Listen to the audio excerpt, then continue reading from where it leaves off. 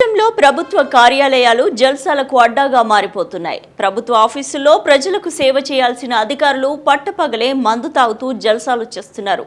అడిగే నాదుడు లేక పట్టించుకునేవారు కరువై ఇష్టారాజ్యంగా వ్యవహరిస్తున్నారు. పబ్లిక్ ముందే ప్రభుత్వ ఆఫీసుల్లో మందు తాగుతూ డ్యూటీ చేస్తున్న సంఘటన మహబూబాబాద్ జిల్లాలో చోటు చేసుకుంది.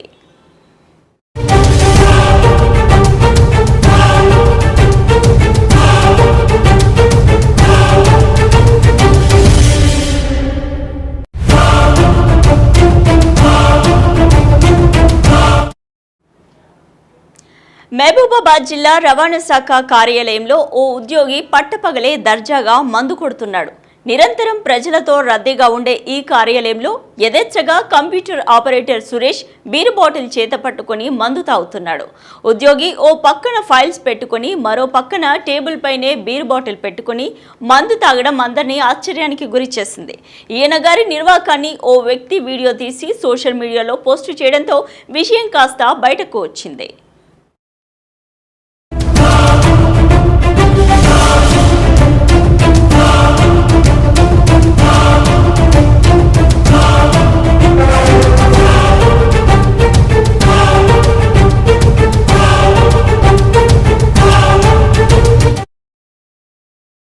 ప్రస్తుతం ఈ వీడియో సోషల్ మీడియాలో వైరల్ అవుతోంది. ఈ వీడియో చూస్తుంటే తమను ఎవరూ ఏం చేయలేరనే ధీమాతోనే ఉద్యోగి ఇలా ఎంజాయ్ చేస్తున్నట్లు కనిపిస్తోంది.